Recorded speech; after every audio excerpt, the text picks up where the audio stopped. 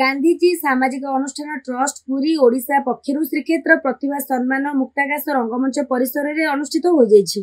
एथिरे मुख्य अतिथि भावे पुरी विधायक सुनील कुमार महांती योगदान करथिबा बेले सम्मानित अतिथि भावे विश्वनाथ स्वाई, पुष्पांजलि रणा, देवाशीष दास, देवकी किन्नर, प्रियांशी दास, डॉक्टर धीरेन कुमार दास, चक्रधर महापात्र, अनुष्ठान सभापति प्रसन्न कुमार लेंका, निरंजन मंगराज, प्रमोद कुमार जेना, नालिया विधुभूषण नायक प्रमुख योगदान करी कार्यक्रम को शुभ उद्घाटन करथिले। श्रीक्षेत्र में अनेक प्रतिभावान व्यक्तित्व रहिछन्ति, सेमानकु खोजी सम्मानित करिबारे गांधीजी सामाजिक अनुष्ठान ट्रस्ट सर्वदा चेष्टित।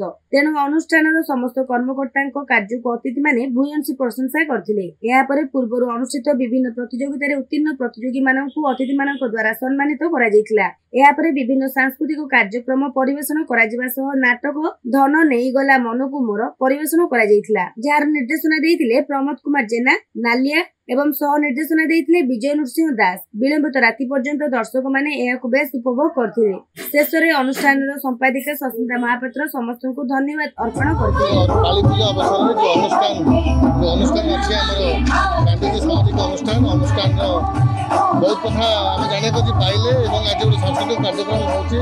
अनेक कलाकार माने एठी अछंती, युव कलाकार माने कुनी कलाकार माने अछंती, ताको गोटे मंच देछि आज गांधीजी सामाजिक अनुष्ठान एवं अनुष्ठान मध्ये बहुत सोशल प्रोग्राम करूछि जहाँ हम जाने को पाइली अछि। तो आशा करछि अनुष्ठान में जहाँ जहाँ कार्य रहुछि बहुत सुंदर लोकप्रिय कार्यक्रम करूछन्ति एवं तांको संगे जहाँ सहयोग अछि सहयोग मोर जहाँ आशा करूछन्ति से सहयोग मध्ये मु जोगै देबी। आशा करछि समस्त कलाकार माने ताकर परिवार वर्ग माने समस्त ए मंच जरिए उपकृत होतो एतिक म कामना। देवाशीष दैतावती, युव छात्र संगठक, पुरी जिला कांग्रेस। आज गांधीजी कल्याण अनुष्ठान तरफ जो भाया सांस्कृतिक कार्यक्रम होइछि माने बहुत खुशी लगे ये आसिक गोटे जिनस हूँ गोटे कला संस्कृति को बंचे रखिंट पुरी सहर में ये अनुष्ठान समस्त कर्मकर्ता को धन्यवाद देवाक चाहूँगी।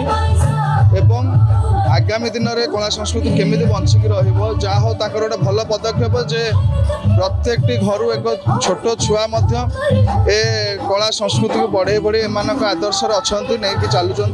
मोर जगन्नाथ पाखे एति प्रार्थना यही कला संस्कृति आम ओडिशार बंचिक रहू एवं सारा भारत वर्ष कला संस्कृतिर एक नूतन परिचय सृष्टि करू। जय जगन्नाथ।